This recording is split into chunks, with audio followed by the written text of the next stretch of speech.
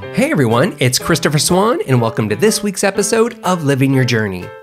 Each week, I get the amazing opportunity to chat with people that love what they do in life. They understand their passions. Maybe it's a career path or the social impact that they're making. It's kind of like they're following their North Star. They also know their story may change, but they understand they're on their journey every day. This week, I talked with the historian of RankinBass, Rick Goldschmidt. RankinBass may sound familiar to you because it's the company that brought us holiday television favorites like Rudolph the Red-Nosed Reindeer, Santa Claus is Coming to Town, Frosty the Snowman, and feature films like The Last Unicorn, Mad Monster Party, and the animated version of The Hobbit. They've also made a ton of animated TV specials and series, including fan favorite Thundercats. For almost 20 years, Rick has followed his passion for RankinBass Productions, also realizing the rich history of their shows, work, and creatives were being lost in the shuffle of show ownership.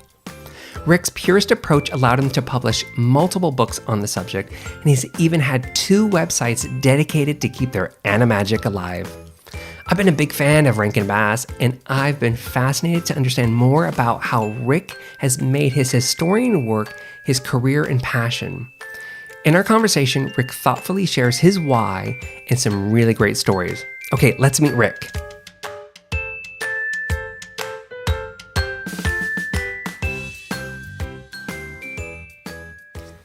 Rick, welcome to the show. It's great to have you here. Great to be here. So I mentioned this to you earlier before I hit the record that I have been a fan for a long time, and it probably almost sounded weird because I said, oh, I've been following you for years. But I share that because I am really excited to talk to you. What I didn't mention, I'm sure you figured this out, is I've been a RankinBass fan since I was a child. And of course, the normal, I grew up watching the shows, but it has been a lot more than that for me. And I have collectibles and I have purchased things from you, and my whole family knows I'm a little obsessed with it. So this is super exciting to talk to the guy who's, really in the know, who's the historian of it. So I think that this is going to be a great conversation no matter what. So anyways, I just wanted to share that out, how excited I was that you were here. Well, thanks.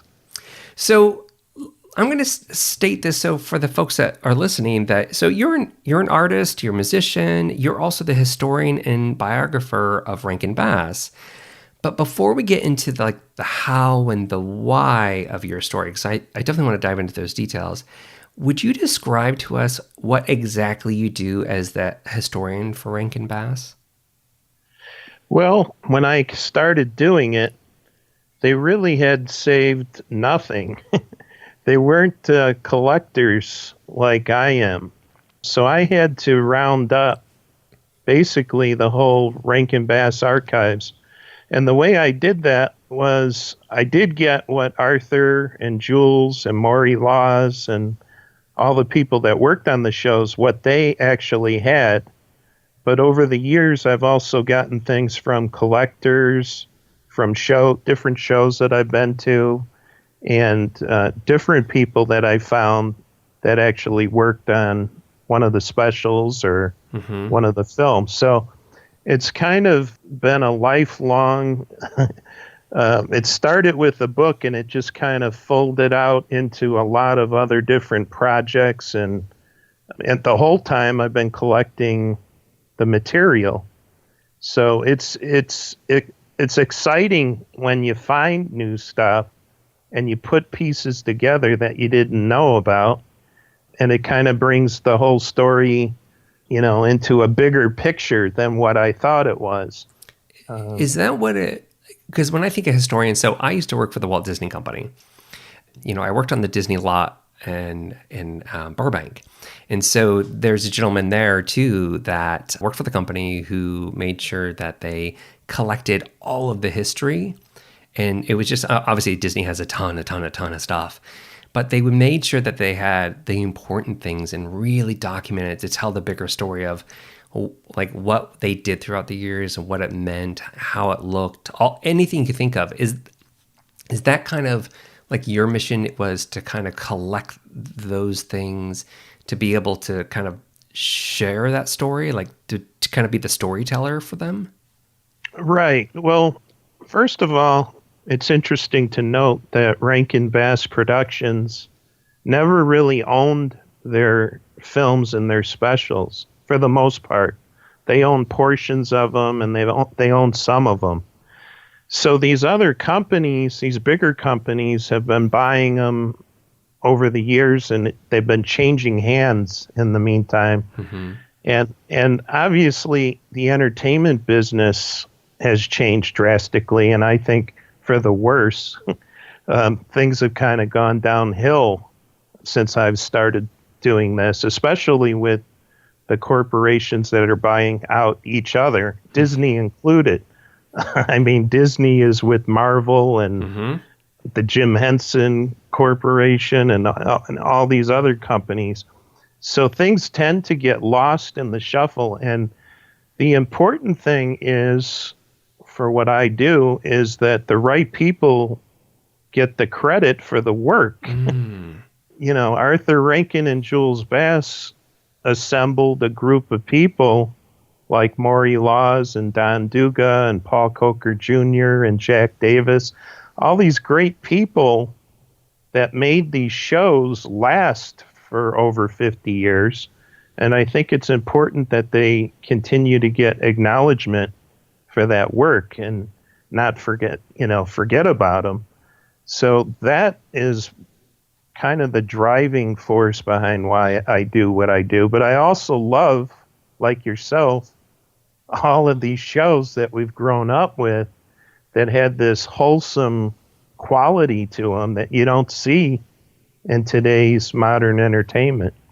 First of all, I love that you talk about the credit. It's interesting because we can watch these different shows for so many years, and we forget about the artists, these individuals behind it that came up with these creative ideas. And, their work it's just so common, like everybody knows it because they still show it. And I agree. Like they played such a big part, especially in Americana, that we often forget that. So I think it's wonderful to not forget, and I like that you mentioned the folks that were part of the team, because we know the Rankin Bass names, but we may not all know the other folks. I mean, you mentioned like Maury Laws. I was like, oh yeah, I know that one. And so there was other ones. So I think that's interesting. I didn't think of it that way initially. I was thinking if it was like, we love the shows and it was the storytelling of it, but I could see it could be both of them as well. Right. And to me, Arthur Rankin Jr. and Jules Bass are like Walt Disney and like Hanna-Barbera, who I also met. I love that. Chuck Jones, and you can go on with all the great animators and the great producers of family entertainment. They're just as important, even if they just did Rudolph and that was it. But they did The Hobbit and Thundercats and Santa Claus is Coming to Town, and the list goes on and on and on. Yeah. And it's interesting. Over the years, I've heard from a lot of production companies and producers that want to reboot, Mad Monster Party, or they want to reboot Thundercats, or they want to do The Year Without a Santa Claus as a feature film. That's all they do now in entertainment is remake things, and they're never as good as the originals. I definitely do not want them to do the Mad Monster Party, because that's kind of awesome. And also it's the one that not everybody knows. I mean, clearly It was popular in its own right, but it's not a Rudolph. So anyways, I don't want them to touch that. I think I have the collector's edition of that one as well. You mentioned also it was also the shows that you loved. It wasn't just the credit. What got you into this? Why start? We can all be fans and all collectors, but what really started this next level, or what brought you in to say, yeah, I really want to focus so much on their work versus somebody else's? Why this one? I think it was sort of a calling, believe it or not.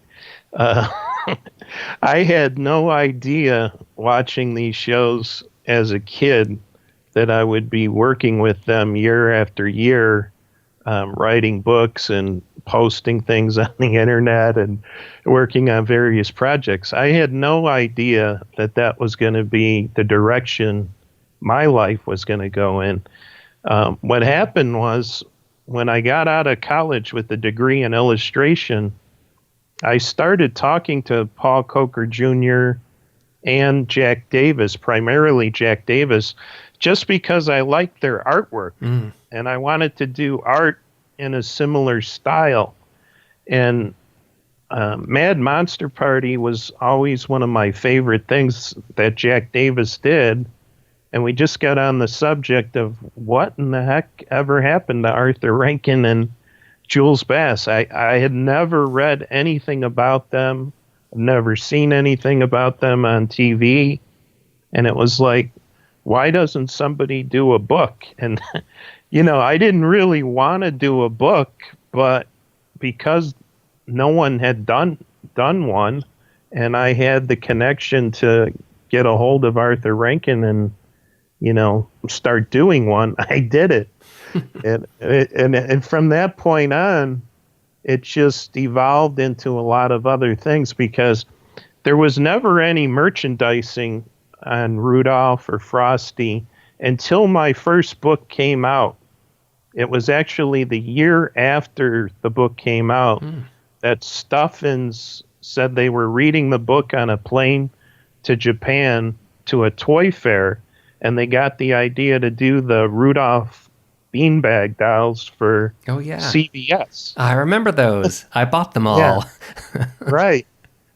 They actually sent me advanced sets of those. My kids were very small at the time, and they sent 3 sets of those figures before they started releasing them at the stores because they wanted my, opinion of them and so forth.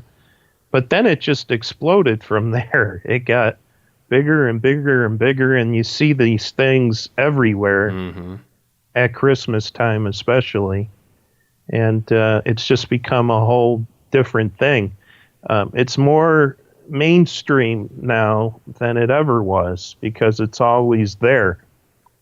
Yeah, you're right. And I can see even too for you, I think it's you and I forget the gentleman's name, Wes Garland. Yes, that you created miserbrothers.com, which also has, I would say, merchandise on there, but it's different. It's more the collectible, it's the books, of course, because you've now created multiple books, but you also have some pieces on there, like a couple different t-shirts, but it's not like what you would see in the mainstream. I know you have a t-shirt with like the original RankinBass Productions logo on it that I think Wes recreated for it. And then there's the Mad Monster Party t-shirt that you have. So I could see some of that too. And that, for me, it's interesting just as a fan. Like I've ordered a couple of those because I'm like, oh, they're unique and cool and vintage versus I don't want to bash all the other stuff, but I was thinking about that. Is that important for you to kind of keep it with more of that original, authentic, back to what the creators had, created back then versus the mass market that you see today? Yeah, well, it's interesting. Like I said, many companies own various facets of what was RankinBass Productions. So Warner Brothers owns The Year Without a Santa Claus, so you'll see some merchandising on the Heat Miser and Snow Miser, and it's very limited. It seems like the Rudolph merchandise has just gone way, way overboard, and it's usually not quality stuff. It's like, really bad stuff, that dolls of them I saw at Hobby Lobby already this year. Wow. Stuff I would never really want to buy because it doesn't really resemble the actual special. It they'll have a Sam the Snowman doll, but it'll be someone else singing, Holly Jolly Christmas on it. You're like, that's wrong. Yeah. And, the Mad Monster Party stuff is from Studio Canal, And there's some nice masks that came out, Halloween masks, which I really like. So, I mean, it's kind of a hit or miss type thing when it comes to merchandising. Sure. I want to do more soundtracks, with extended liner notes. Now that vinyl is back, Yeah. there is a vinyl edition of Rudolph that came out a few years ago, but it's nothing more than just a reissue of the Decca album. And I would like to see it with some bonus tracks and, extensive liner notes by myself. Things like that, I think, would be exciting to fans. Yeah, absolutely. Because I think that gets into the heart of the why you like it and why others do like it. It's that extra detail. It's understanding more about it.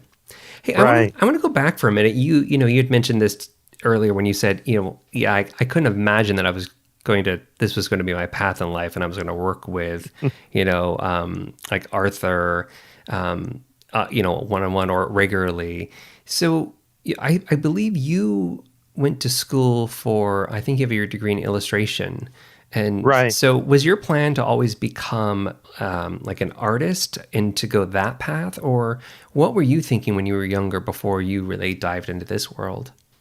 Yeah, I always drew in school. I always had a passion for art. And then in high school, I went to a Catholic high school, Marist, and the sister who we had for art, she really got behind me and thought my work was very good. And I did a lot of drawing during high school where I kept several sketchbooks, and she just kept pointing me in the direction of getting into art.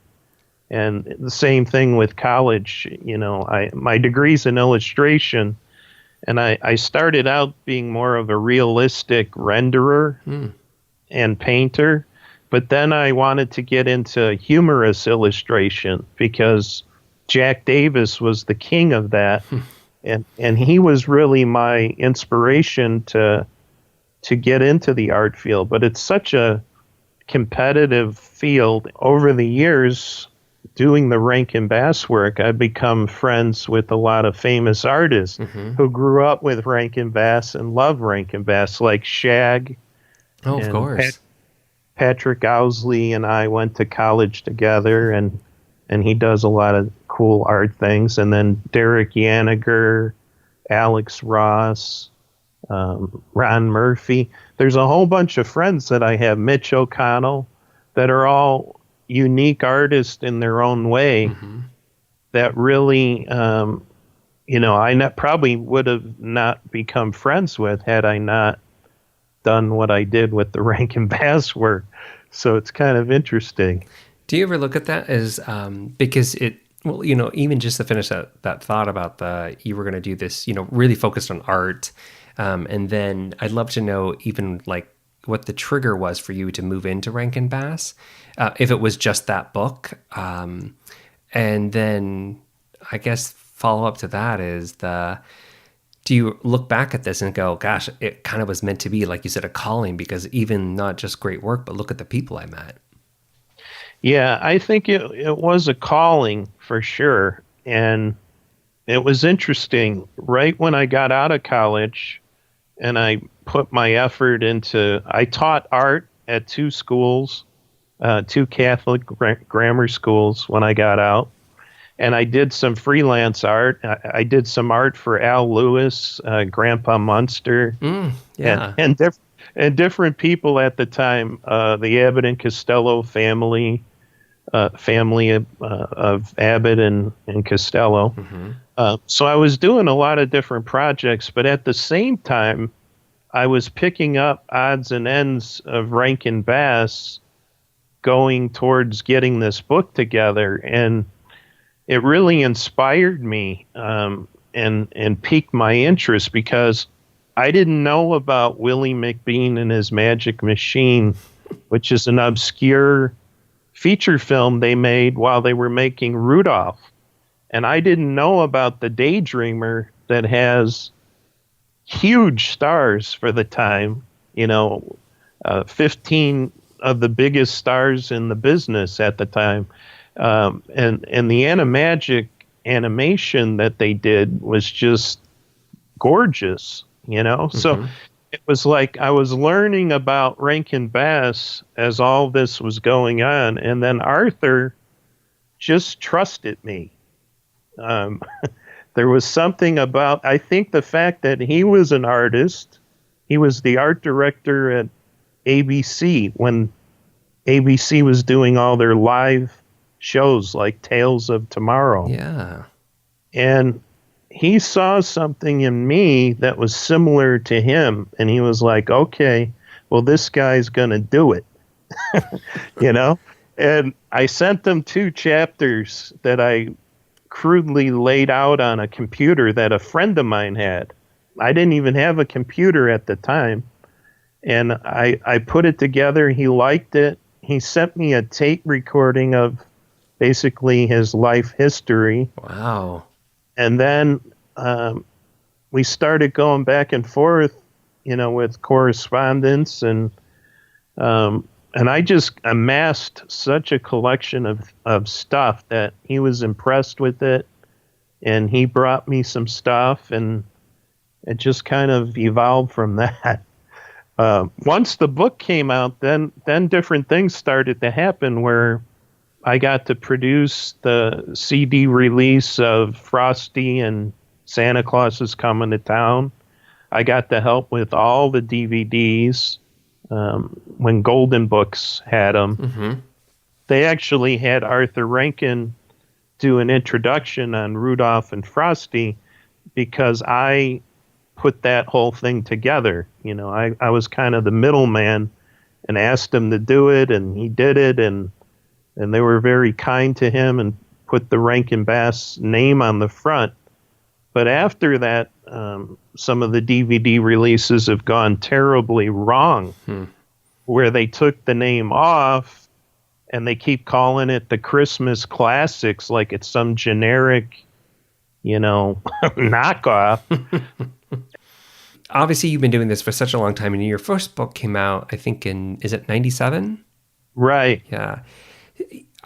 I'm wondering, because it's been almost 20 years since you've been, obviously you were working on the book prior to 97, but that's, so you've been doing this a long time.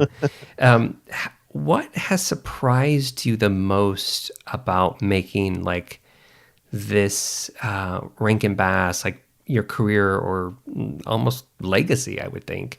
Like, what surprised you over this time? Well, I can't say too much has surprised me, but I will say that I love it. Even to this day. And I look, there isn't a day that doesn't go by that I don't see something about Rudolph or Mad Monster Party or something in my feed on Facebook, or I'm posting it or whatever. And, the RankinBass stuff is so well loved, and I still love it, and I still have a passion for it, that it's really gratifying to be associated with it. They didn't do garbage stuff just to make money. They put an effort into making it good quality that would last for a long time. And they had no idea that it would last over 50 years. What I'm really curious with, because especially for people that follow something that they're passionate about and it turns into more of a career and work for them, that sometimes there are stuff within that world that doesn't always feel like just fun. Like maybe there's administrative stuff or there's other pieces to it. But I'm curious for you, because you've been doing it for so long and you've kind of followed this passion, does it feel like work, or does it still feel like you're just having fun, or is it a mix? Well, there's a lot of what I do where I have to be self-promoted. Mm-hmm. I have to think of new events, new ways that I can keep it going. In recent years, some of my collection, and I don't know, you probably have seen pictures of my museum house here. I have. Now I started lending out portions of it. Last year, the Louisville Slugger Bat Museum had a Christmas event or display that tied in with Willie Mays' The Say Hey Kid. So a portion of my collection was on display there for a few months.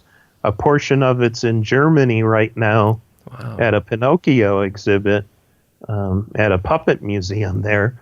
So I'm starting to reach out and do more museum things and more conventions, more talks at, like I just set one up today with the Oak Lawn Library, the town where I live in, and to do a special event for Christmas.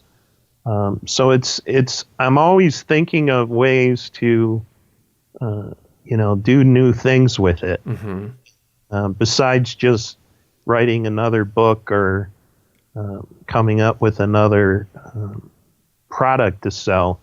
I want to do more things like, what would be great is if Turner Classic Movies had me on to talk and host a Mad Monster Party and The Daydreamer and The Wacky World of Mother Goose, which they show on that channel. So that's a goal of mine that I'd like to do that. I'd also like for Svengoolie, Rich Coase, who's a friend of mine, to be able to show the movie on MeTV, because now that he's national, that would reach more people, and it would be such a cult film as it is still to this day. It would get a little bit more recognition, I think. So there's... Yeah, I absolutely agree. And I love that you keep reinventing it. That makes it sound like it keeps it creative, keeps the passion alive. I also know that you are a musician. You're the lead singer and guitarist for a band called The Starving Artist. So I mentioned that because, first of all, I think that's a great name and it kind of fits. And I've listened to some of your stuff. I've seen you guys play online on YouTube and stuff. But so here's the thing. I'm curious about two things about this. So you're an artist. You're working with RankinBass, with a historian. You here are now in a band. The picture I have is that it's creativity that drives you in these things. So I'm curious if that's really kind of part of what drives you in passion for, or what is it? Is it something in arts? And also, how did you guys start the band? Well, I started the band when I was in high school with my brother on the drums and one of my other fellow students on guitar and bass. So I started that really early in my life and kind of put it on the back burner when I had kids. Yeah. But now my son's playing with us. He plays guitar, and we just brought a big piano into his room a couple weekends ago. And my daughter plays guitar. My bass player I've been playing with for over 30 years. Now his son plays keyboards with us. And then my brother's back on drums again. So it's kind of, it's a family thing that we've always been doing, but now we're more polished in the last year or so, where we could just go out and play a gig and not really have to practice, because we've been practicing so much.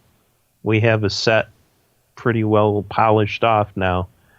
So that's kind of fun to not have to worry if you're going to sound good or if you got all the equipment and everything. And it's a lot of work to go out and play. Yeah, and you better sound good if you're going to make all that kind of effort. It sounds like a fun thing that's really pulled the family together. Does it just give you balance of like that, like I was saying, like that creativity piece, or is it just you love music as well?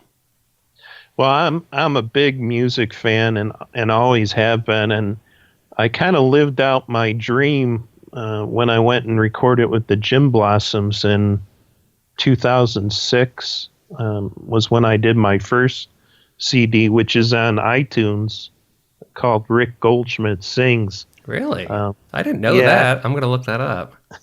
yeah, I became good friends with the lead singer of Jim Blossoms, and I recorded in his studio in Tempe, Arizona, which my grandfather used to own a trailer right down the street from where the studio was on University Drive.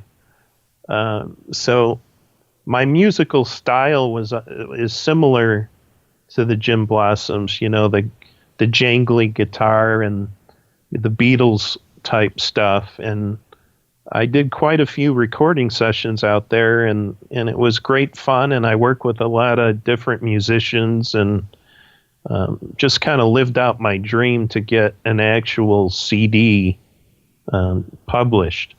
And since then, we've just been, practicing once a week and playing out various gigs, and it's always fun to keep it going. And I'm equipment rich. I have some Rickenbackers and a Monkey's Gretsch and different things that we don't need to buy anything anymore.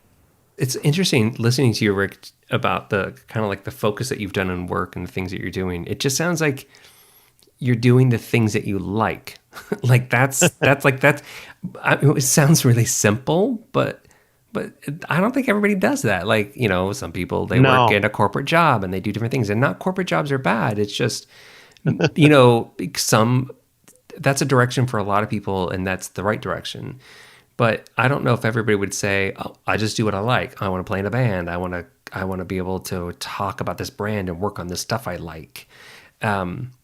It sounds like that's kind of like your world is, you're focused on just doing these really great things that you admire. Well, when I started a family, I started a job simultaneously at AT&T, and I spent 20 years there while I was doing my first 2 books. Oh, okay. And it was a good job when I started. It was actually Illinois Bell, and I saw the way the corporate world was changing while I was there, and it wasn't for the better. They wanted you to do more and more things. They were taking more and more away from you, including pensions.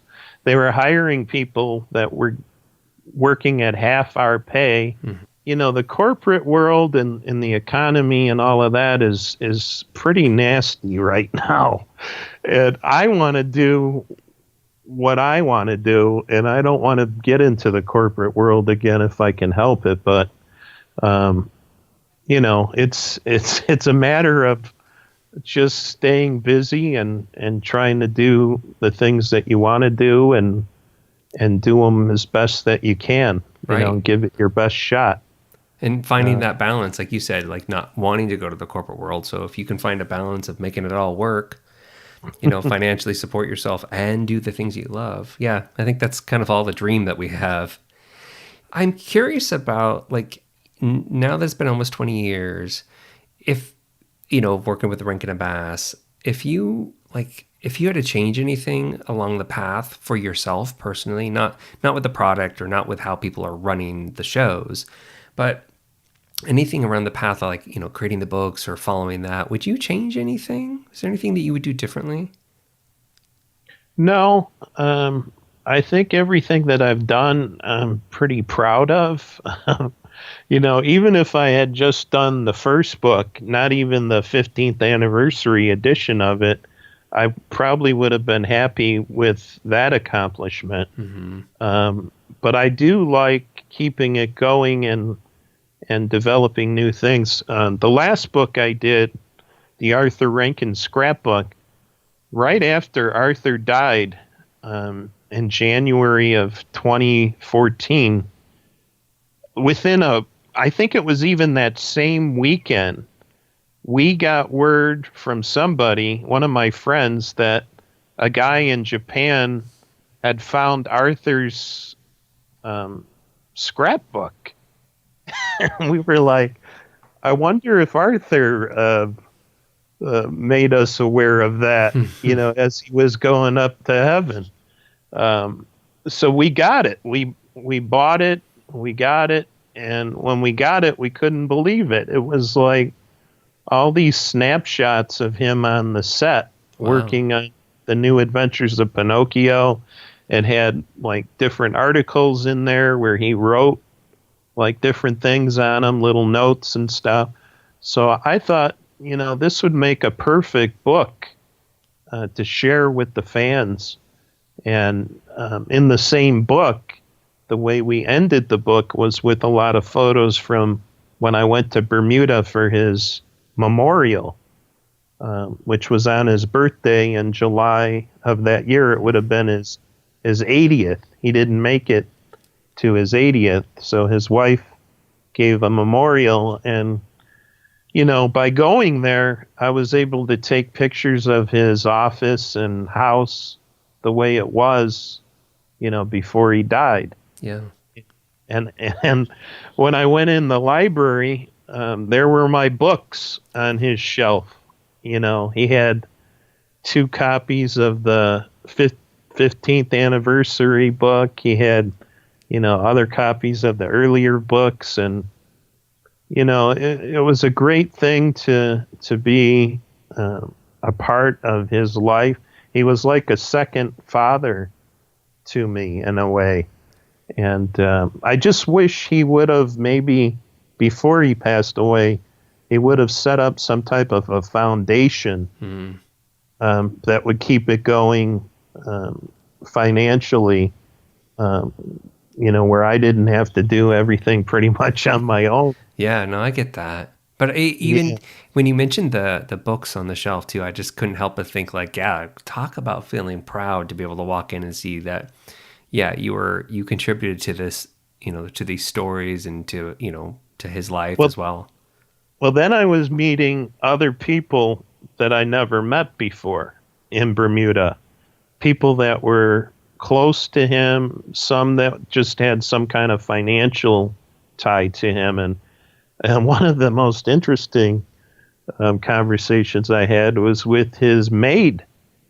She was like, "Oh my God, I can't believe I'm finally meeting you. He talked about you all the time." He would say this and that, and this is a great guy, and you got to meet him, and blah blah blah. So that was interesting. And then also his son Todd, who looked and sounded just like him, took me aside one night and he said, "Hey, my dad said, trust this guy no matter what. He's a good guy." Just by him telling me that, I could see that, Arthur thought a lot of me and thought a lot about what I was doing. Yeah. So that made it all worthwhile. Just those 2, acknowledgments from the people that were closest to him. Absolutely. Super powerful, because it's really the impact we make to people versus all the things that we're doing. Right.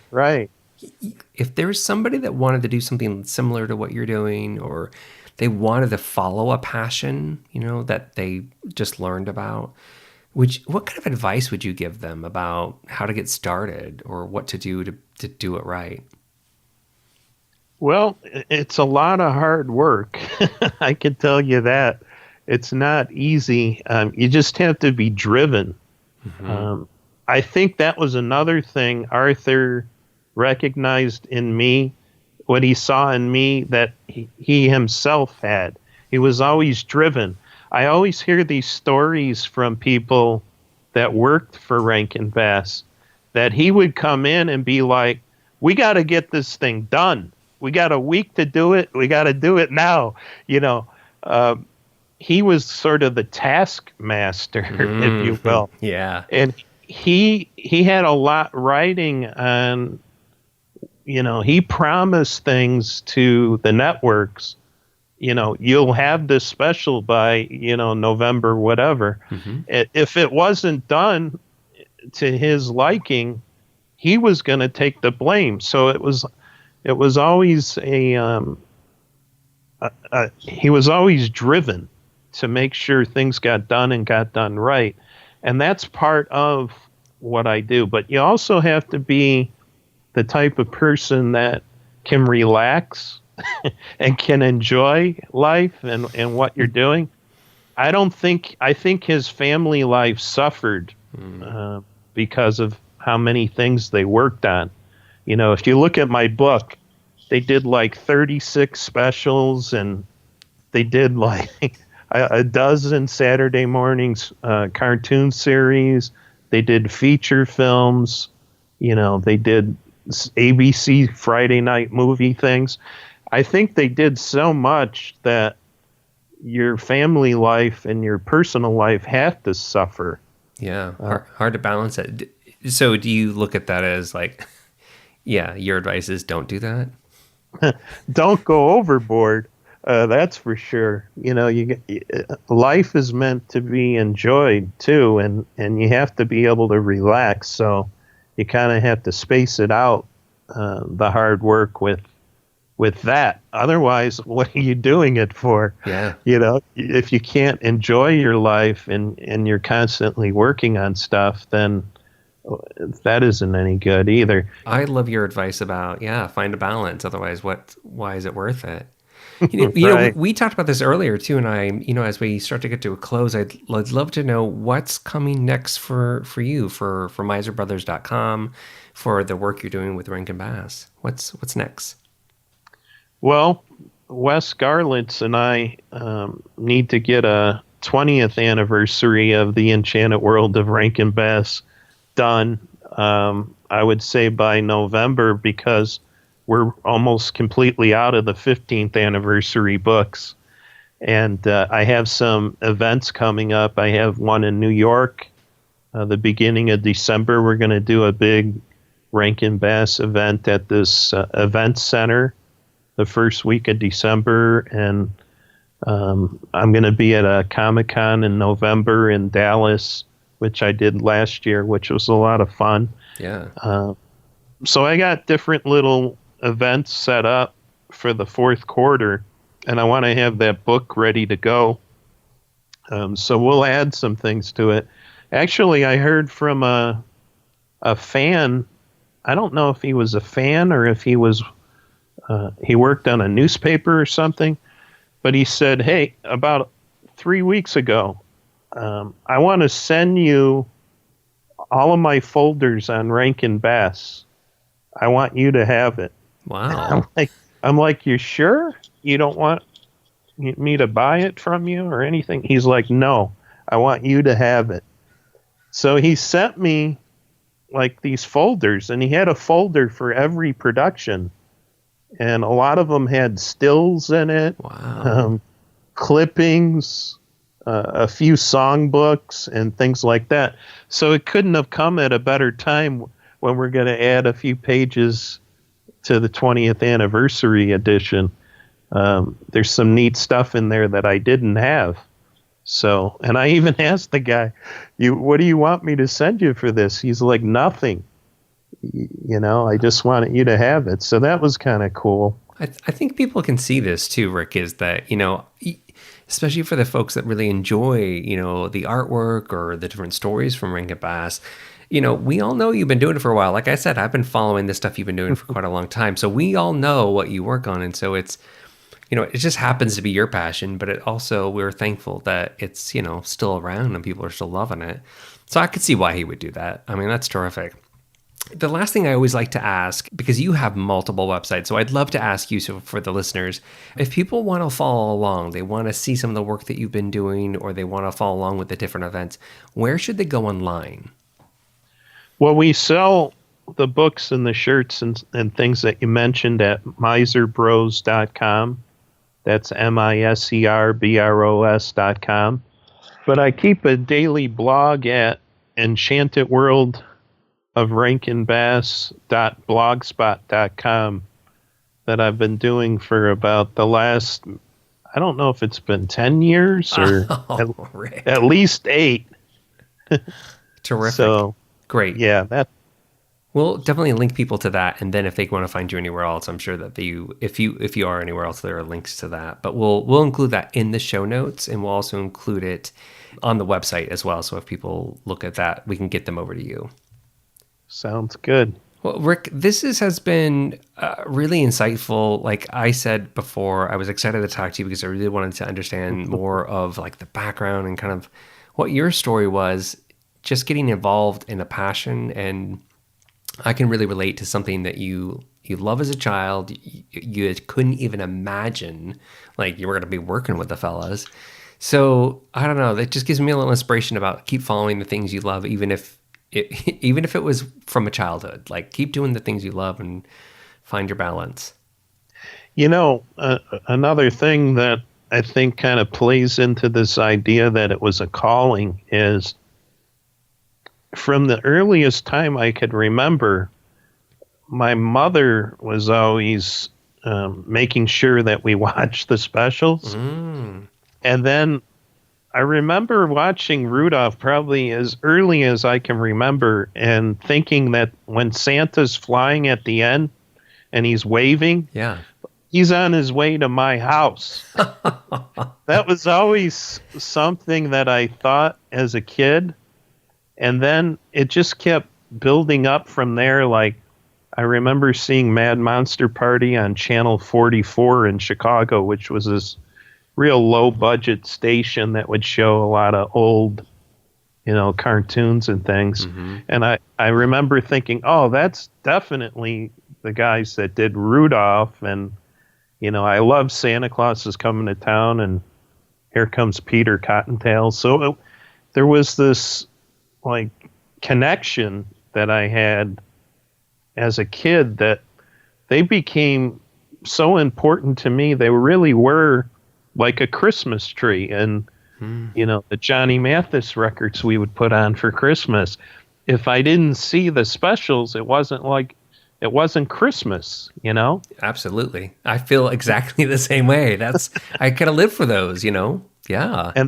And I hear that from a lot of fans, obviously. And probably the biggest reflection of how important the shows were to people was when we took Santa and Rudolph out, the restored puppets. We took them to the Brookfield Zoo. We had a weekend there, and we brought them to a few of my book signings at Borders Books and a few conventions like Wizard World and a couple other ones. And people would like line up. They would come up to the puppets. They would take pictures with the puppets. And it was like they were meeting, Clint Eastwood or Adam West and Burt Ward or something out of pop culture that is so important to them that they have to take pictures with it, and their eyes are lighting up, So it just shows how important that stuff actually is. And, like I said, it gets lost in the shuffle with these companies and CBS and treat it just for financial gains. But we're still going to be talking about Rudolph in 25 years. It's not going to go away as far as how important it is to everyone. I agree. I do think we'll be talking about it for a long time because it's transcended different generations. And right. So, yeah, and I love that you shared that story, just more about how people were taking pictures and stuff like that. I think it's great. And I'm glad that you have no plans on stopping, because I think we could probably do a lot more and just know that so many people do enjoy it. So thanks for the conversation today. I think it's been really fun to hear more about that story and how you've kind of created your own path completely out of need and out of passion. Well, Rick, thank you so much for taking the extra time and just having it, especially non-holiday season. I think this is actually a nice treat to hear a little holiday during the summers. Yeah. All right. Well, thanks for having me. Sure. Thanks, Rick.